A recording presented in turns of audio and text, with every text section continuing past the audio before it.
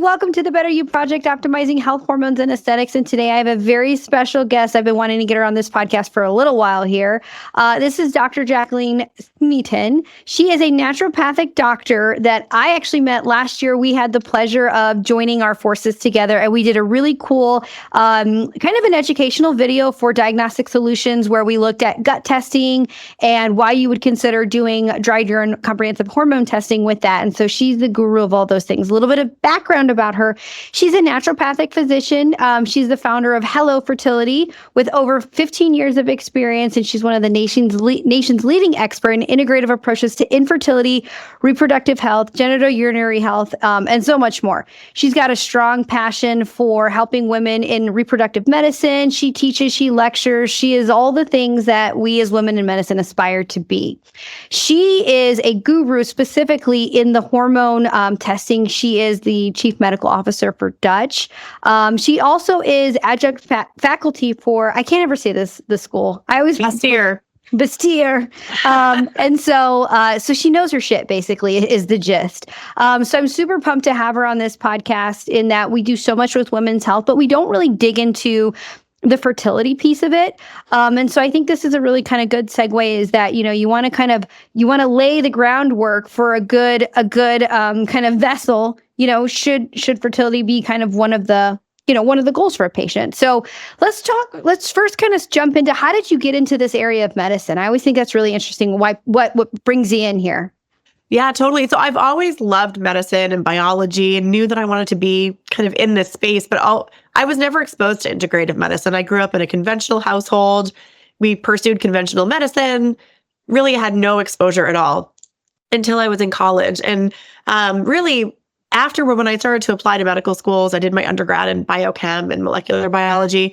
When I started to look at medical schools, someone told me about naturopathic school. And when I started to think about that, it was just so aligned with how I lived that it lit me up on fire. And when you get that feeling like you just can't stop learning about something that you know you have to go down that trajectory. So that's how I found naturopathic medicine. And when it comes to women's health, the other big piece for me that everyone on the internet knows the story now because I've shared it so many times, but I never got my period. I had primary amenorrhea. So I was 16, 17 years old. And my mom said, you should go see this gynecological nurse practitioner who she saw. And when I walked in, I was worried. I always imagined myself being a mom. And she said to me, oh, don't worry. We'll just put you on the birth control pill and that'll give you a period. And so being 16 or 17, one, I didn't really want to take the pill. But two, I was well, what about when I want to have kids? And she's like, don't worry, you'll go off the pill and then we'll give you, there's other drugs that can help you get pregnant. And I thought to myself, well, damn, don't you want to know what's wrong? Because I thought I was going to come in here and have you say, let's figure out why you're not getting your period. Because it's something that every woman should do. And it wasn't that way. And that was the other big piece that led me to say, one, women need way better options because gynecologists give a lot of birth control pills for a lot of problems, but they override hormonal issues. They don't solve them, right? And then two, it's what led me to naturopathic medicine because when I started to look into medicine, I just found that for women and for hormones, there were so few options available in the conventional space that there had to be a better option. Yeah. So here I am. Absolutely. I feel so many times, and this from teaching, a lot of the practitioners have a personal story with it of Definitely. What brought them in. And you can tell when they're passionate about something and they're because I've lived it, it just kind of means a little bit more because you've had your own journey with it. And I think so many patients resonate with your story. So I thank you for sharing that. So to kind of jump in, so you went to naturopathic school and then kind of what happened? I started my own practice. I actually bought a practice fresh out of school and it grew really fast. I was very lucky. And we grew it to quite a large clinic. At the time, it was one of the biggest in New England. I was in New Hampshire at the time, but it was 10 healthcare practitioners, support staff, big, beautiful office space, and really got into treating in family medicine. And what I saw mostly in family medicine was women in pediatrics, which I absolutely loved. And then I started seeing more and more patients for fertility. I really loved that niche because it's just an area that I feel so committed to, that a health-based approach is so helpful. And at the time, IVF was not covered by insurance. So people were really weighing where to invest their money, and to see people invested in their health and have babies versus in IVF and like have a baby but no better health. It just was, that's really where I really found that fire. So started to build out that practice, started teaching a lot about it. At the time, there was no education out there on an integrative approach. So really tried to kind of forge that path and train other doctors to get the results that I was seeing. And then my practice started to become more of a national consultative practice. So I would drive into my clinic every day. And then over the years, it was 30%, 50%, 75% were telephone consultations. This is before video consults so much. Yeah. Eventually, I sold off the family practice and moved just into a consultative-based, telemedicine-based, fertility-specific practice, which is where I'm at today. I also have worked in the supplement industry. I worked for a distributor of about 300 professional brands for like over 10 years, really got to know that business side. And I am a businesswoman. I love business. I love the small business of a practice. I love the big strategy of multi-million-dollar businesses. So I really loved having that as a part of my career. And a couple of years ago, I got the chance to shift and join Precision Analytical, the makers of the Dutch test. Yes, I know. It's so fascinating to hear you say that, because what I will tell you is, as a business owner of two businesses, and I'm in a training academy and all these things, it's hard, right? They don't teach us. They don't teach us that in clinical school, or for me, nurse practitioner school, for you, ND school. So it's so interesting to hear you say that, because it's tough. And I know that the episode today is not about like clinicians and business, although we could probably do a whole episode just on that. Because it's hard, especially being a female, especially, managing people. I would say that's probably one of the hardest pieces of it, is doing that. So it's actually really refreshing to hear you say that.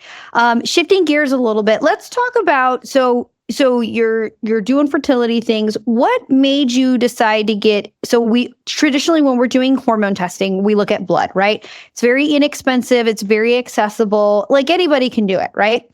What would you say if someone were to ask you, like, well, why would I consider doing urine testing? Like, what is that going to tell you? How would you describe that to a patient?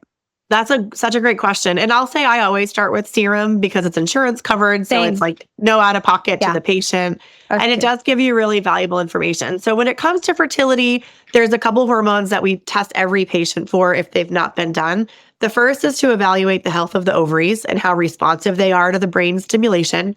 The second is to confirm ovulation. So on cycle day 3, which day 1 is the first day that you bleed for your period. Cycle day 3, we look at estradiol. We look at follicle stimulating hormone, or FSH. And I typically will tag on AMH, which is anti-Mullerian hormone. Those 3 values together tell us a little bit about the health of the ovaries. And most of the women I work with are like over 35 to 45. It's kind of my specialty area.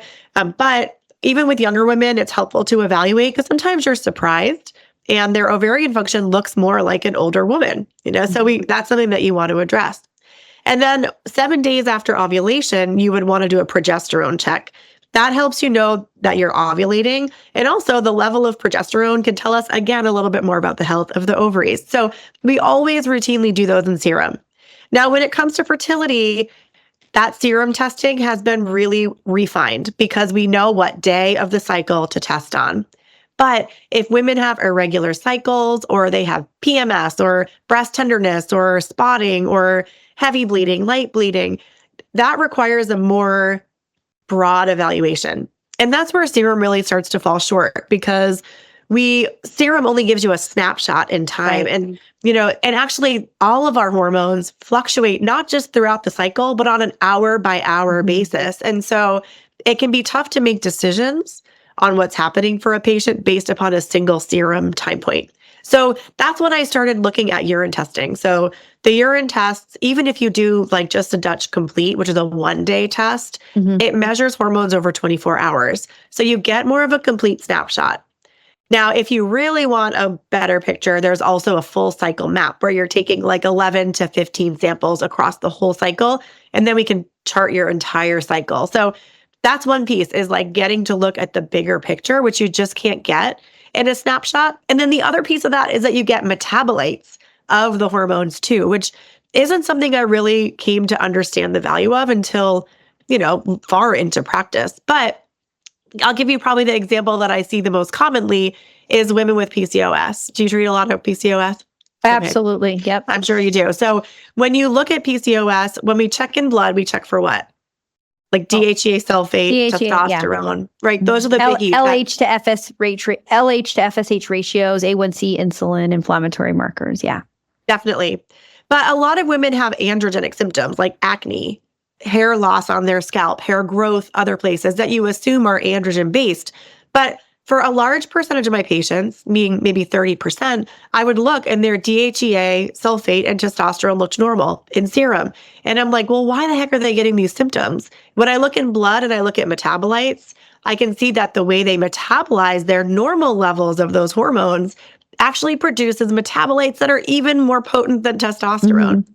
And so the problem isn't the testosterone they're making, it's their elimination of it and things either not eliminating effectively or their genetics pushing them in a way that they're making more DHT or, alpha metabolites that are more androgenic and problematic. And that can be so eye-opening for especially the group of women who've been told, I don't think you have PCOS because your androgens aren't high in your blood. Yeah. Right? And you're like, actually, your androgens are screaming high, just not the ones that were measured in your blood. Yeah. It's the ones that have to be measured in serum. So adding metabolites to that picture tells another big piece of why the hormones are looking the way they look in the serum. I can't agree with you more. Back to the PCOS, I feel like it's such a common reason why I will go towards a Dutch test, because what's so interesting is, again, we check a serum, total testosterone, sex hormone binding globulin, DHT, but if it's serum, fine, it's well, you could still have other things, just as you said. The other thing that we do a lot of is hormone replacement therapy in our practice. And so my patients who tend to favor that 5-alpha reductase pathway, I'll say, hey, we can't crank up your testosterone as much as I would love to. We just can't do it because your body's going to want to do those things with it. Now, there are things we can do as you have that awesome background in supplements. We can help with lifestyle, saw palmetto, all these other things. The other little piece that's weird with PCOS is there's this higher estrogen ratio to progesterone that I think a lot of the clinical people kind of miss. And it's yes, we've got high testosterone, but no one's addressing that estrogen metabolite piece. And that's where having that Dutch test can be so helpful, because we're looking at the 4OH, we're looking at the comp, we're looking at the 2OH, looking at all these other things. It's how can I take what we got and shift it down the good highway and not the bad highway kind of thing. So I think it is so important on that.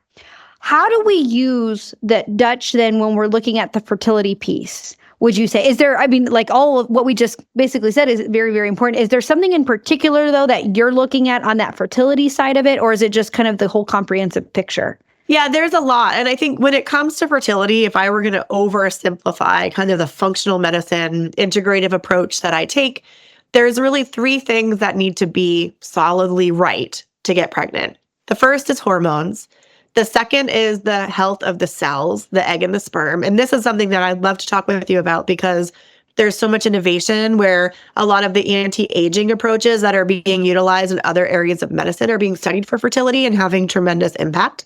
Yeah. And then the third is the health of the uterus and the thickness of the uterus, the immune system balance, and then you get into things like microbiome and stuff like that. Right. It's pretty cool. Now, the Dutch test really focuses on the hormone piece and gives that really comprehensive picture.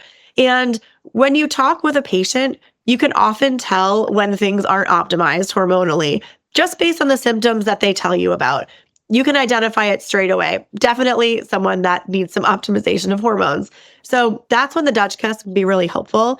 And part of the reason why is, let's say you do have a picture of estrogen dominance. I don't love that term, but I know, that's why I didn't say that. I'm they're low in progesterone. I'm if you're just listening, I'm doing air quotations when I say that, because I'm not a big fan of that term, but people who have symptoms of high estrogen, and oftentimes that's related to low progesterone, right? So right there, when you want to take a look at that, again, just the symptoms you tell us as providers for Lexi and I, we can say, okay, estrogen's out of balance. Estrogen is higher than it should be. And that's what's causing this patient's symptoms. So when we look at a Dutch test, we can understand why. We can measure your blood level of estrogen, but you probably don't even need to, because we already know from your symptoms it's high.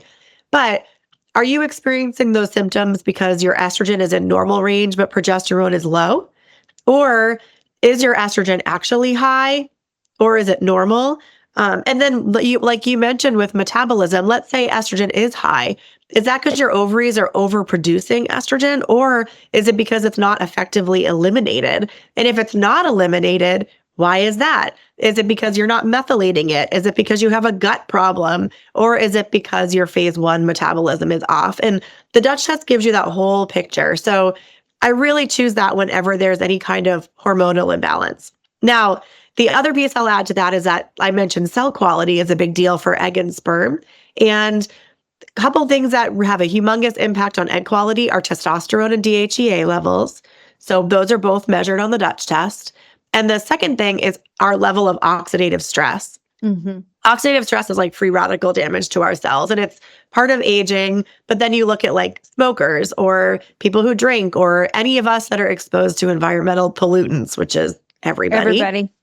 That causes more free radical damage. And so we can actually measure that on the Dutch test too. That's a urine marker called 8-OH-DG, which stands for 8-hydroxydeoxyguanosine. And it's one of my favorite markers. And it's like just an add-on bonus because they can measure it in urine. It's on every report.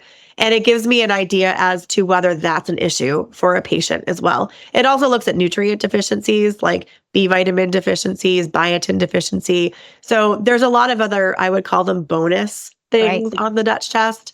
But I'd say the hormones and then the 8-OH-DG are my two favorite markers to look at for fertility. Yeah, no, that's great. That's really, really cool. Mentioning oxidative stress, we were kind of talking a little bit about in the anti-aging world, right? So we do peptides, methylene blue, IV ozone therapy, IV procaine, NAD. So all those like tools that we do, I mean, that's kind of, now I'm going to put that in the pocket of like, okay, we'll start looking at that marker because that is going to help us look at the interventions that we've already done and kind of measure, hey, are they working or not working? So that's pretty cool. Pretty cool. Kind of next question here as far as the fertility stuff. So one thing that you and I kind of chatted about, I think we were in line for food at the Chicago conference is, why are we seeing so many fertility issues? And you and I kind of chatted about briefly. It's like, we're starting birth control maybe a little bit earlier. Unfortunately, the hormone and the phytoestrogens the xenoestrogens in our food. And then women are, we're trying to grow businesses and we're trying to, take over the world. And so then we kind of maybe wait a little while to do the whole, like, let's get pregnant kind of thing. So, I mean, is there anything to kind of add to like, why are we seeing so many fertility issues? Yeah. So, I mean, definitely let's talk a little bit about age where women are trying to conceive. If you look at statistics in the Western world, particularly the United States, the only group that's growing in the number of couples trying to conceive is over 35.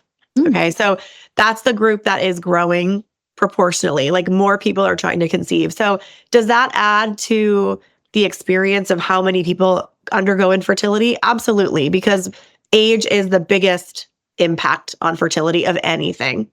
You're going to have more trouble when you're 37 than you would when you're 27 or even 17. Sure.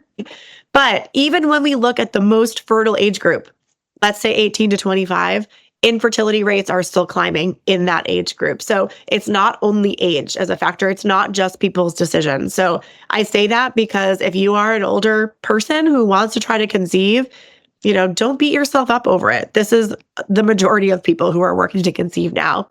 Right. I absolutely think environmental toxins are like the biggest cause of our fertility decline that we're seeing. And the research bears that out. We know compounds like BPA have tremendous impacts, phthalates, but even EMFs, like there's more and more research on EMFs, which we are all exposed to. This is the electrical radiation that's mild, that's emitted from anything that's plugged in, anything with Wi-Fi and a cell signal. And we're all bombarded by it all the time. So we know there's been studies in men that it has tremendous impacts on sperm. And as we look at greater and greater exposure, if you have a bad signal in your house, you get a repeater to make the signal stronger. We're all bathed in this all the time. And it's kind of a new experience in the last 20 to 30 years that's negatively impacting our fertility. So when I talk with patients, we always look at what can you do to mitigate those exposures. So for example, not having your phone in your room at night or having your Wi-Fi turn off, because you can put it on a timer these days where it shuts off at 11 and turns on at 6. And you have like 7 or 8 hours of your day where you're not exposed to Wi-Fi signals. There's simple things you could do that aren't impactful. I'm not like throwing away. I've got my cell phone right next to me, Yeah. but that allow you to reduce your exposure. Same thing with environmental toxins. But one more piece that I think is really nice to talk about is a lot of the impact we see, particularly in women today, is probably beyond anything that they can do about it in their own life. And here's what I mean by that. Our ovaries are developed when we're in our mother's womb. And actually, our follicles, like our children, our future children, our follicles are all developed in our mother's womb. So I was born in 1980. But, when we look at the time that the US was the dirtiest, like before the EPA really grew, it was like the industrial times, like the 60s, Right. the 70s, and that pollution persisted into the 80s and 90s. And now we have a little bit more awareness around how do we reduce contamination in groundwater, for example. But a lot of us were probably, our ovaries were developed in mothers who had very high exposure rates. And that impacts the health of those cells for our entire lifetime, because that's genetics and epigenetic imprinting, and that's not changeable within one lifetime. So I like to mention that because if you're a patient who has poor egg quality or premature ovarian failure, like it's probably not anything that you did. Right. We're getting to like generational impacts here. Yeah, no, absolutely. One thing I really wanted to touch on, so we do tons of thyroid optimization in our practice. We look at all the labs, and I know that you do too. One thing that I feel is like a piece that I frequently see in practice, and again, I don't do fertility stuff, at this point, is if I can help a patient optimize their T3 levels, that can tremendously impact in a positive way their fertility. What's so difficult, though, is my comrades in GYN is they're like, no, I'm just looking at the TSH. I don't even look at the T4. Like, hey, like that could help them. And I'm starting to see it like in maternal fetal medicine and fertility. Like I'm just starting to see that like, oh yeah, great. Like I'm glad they checked it. Like how would you describe that to a patient in that like the thyroid plays such a huge part also with the fertility piece of it? Yeah, I'm glad you brought that up. It's so critical to have thyroid optimized, and it's being recognized in little small pieces in science and fertility world. So one example is that ASRM, the like fertility association in the US, actually has a tighter level of normal for women trying to conceive compared to the general thyroid normals for females. So the normal range, like you'll see published on a lab, is usually 0.5 to 4.5. But if you look at ASRM's position statement on thyroid, again, it is only TSH, but they would say 0.5 to 2.5. And the Endocrine Society actually says 2.0 in some of their research. So if you are, see your PCP and your TSH is 3, and they're going to be like, you're totally fine. But if you go to someone who's really knowledgeable, they're going to say, we should actually help you bring that down. The other area where there's literature today is antibodies, thyroid antibodies. So even in a functional, like all the thyroid hormone levels are normal, elevated antibodies, anti-thyroglobulin and anti-TPO, are correlated with higher rates of infertility, which speaks to like the autoimmune process happening in the body and the fact that the ovaries, the uterus can all be affected by that. So we are seeing pieces of thyroid health really rise in importance in the fertility world. So I wouldn't be surprised, Lexi, if your observations clinically bear out in research over time, because this is an area they're looking. But I do think thyroid is a place that's worth optimizing for any woman trying to conceive. For sure, for sure. And one thing that we see is, we have patients and we work on their gut and then we get them pregnant. And it wasn't like because I was trying to get them pregnant. It's just we made them a utopia of good stuff. Right. So then they always go, well, can you manage my thyroid during my pregnancy? And so I kind of play like, I'm like, listen, I want to play nice with everyone. If your GYN is fine with it, I am totally fine with it. The problem, though, is some of these patients do really well on like NDT, which is like your Armour or your NP thyroid or something like that.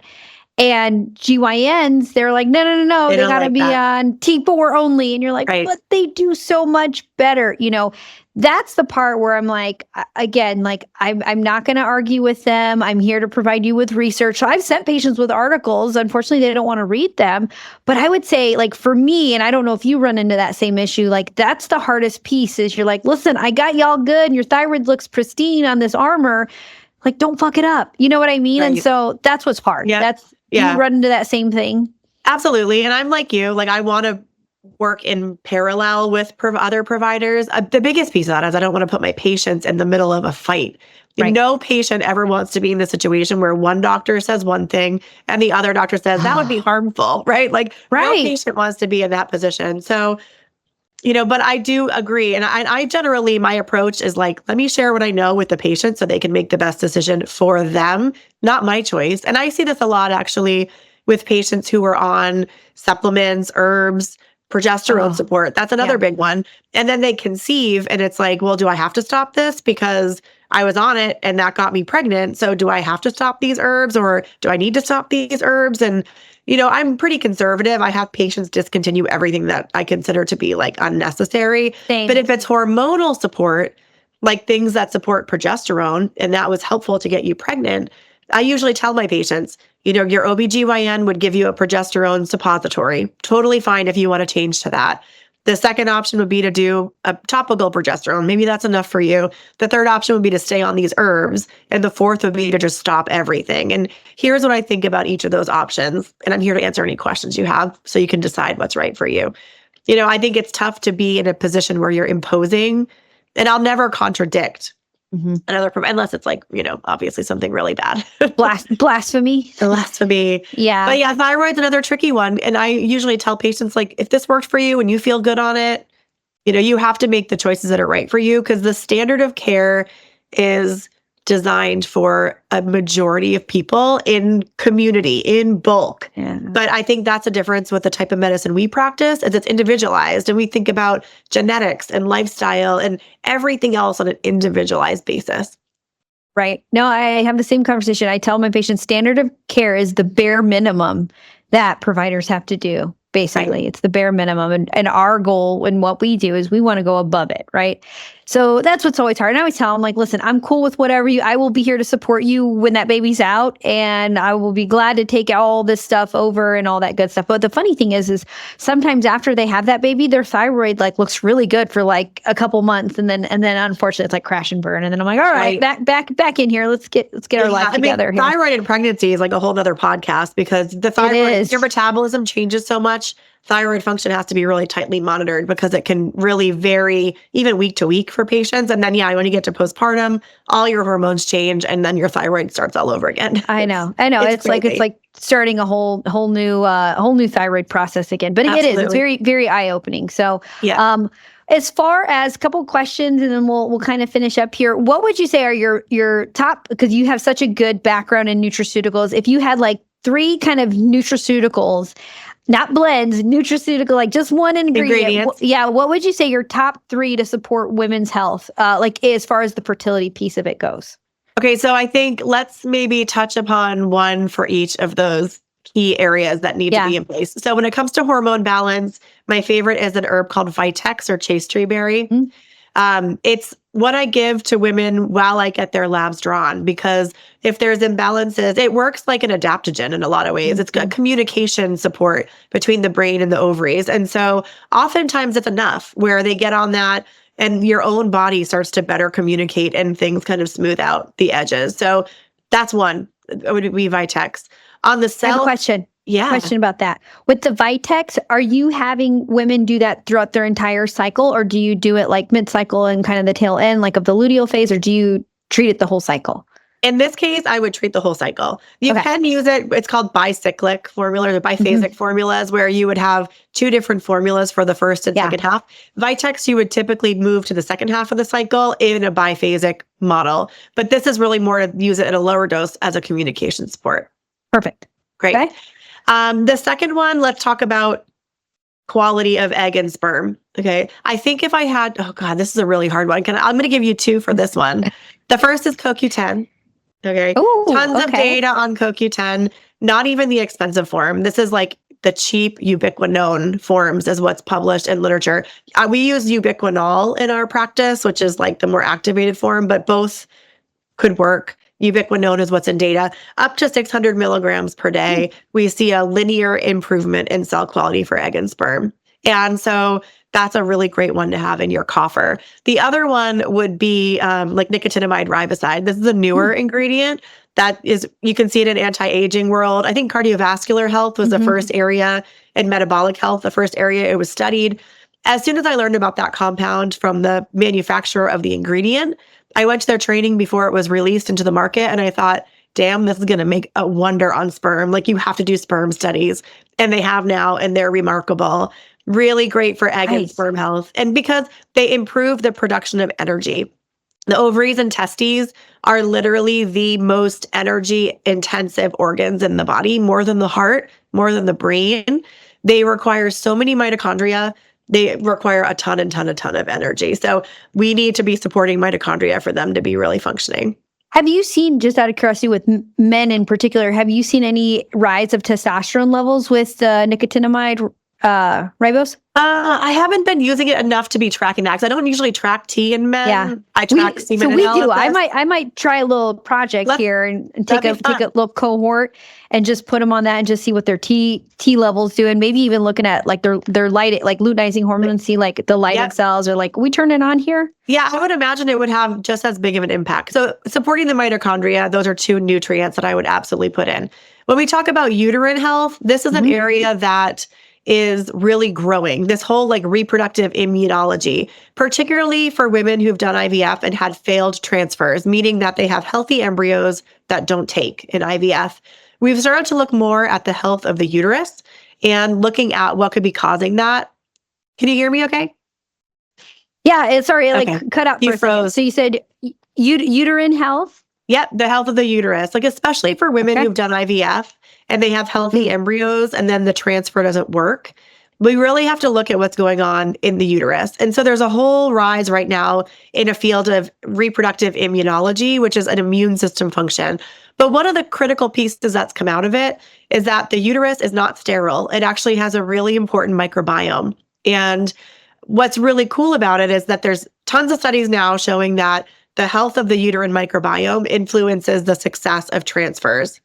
And for women who have unhealthy microbiomes and failed transfers, that the use of a female probiotic can reverse the problem and result in successful pregnancies. In really tough cases, they use antibiotics plus a probiotic, but even the probiotic only group had about a 40 to 50% success rate. The antibiotic plus probiotic group, it was more like 80%. But if you're just a lay person and this is a problem for you, I would get on a women's probiotic. Now, these are strains that are specific to urogenital health for females, but you can buy them at Whole Foods and everywhere. Yeah.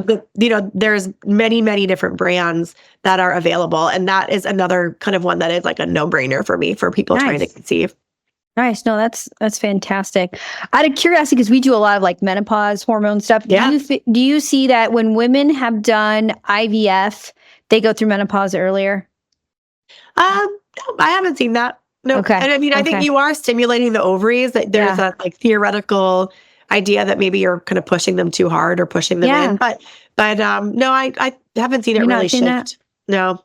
Yeah, it's just like a little observation that I made, like when when women are like 48 and like I'm like looking at their FSH and their estrogen, they're not having periods. I'm like, did you do fertility by chance? And like, yeah, I did a couple. I'm like, oh, it's like in my mind, I'm like, I see these little ovaries like pop, pop, pop. It definitely could be. They're really heavily stimulated with these men. Yeah. So. Yeah. Well, cool.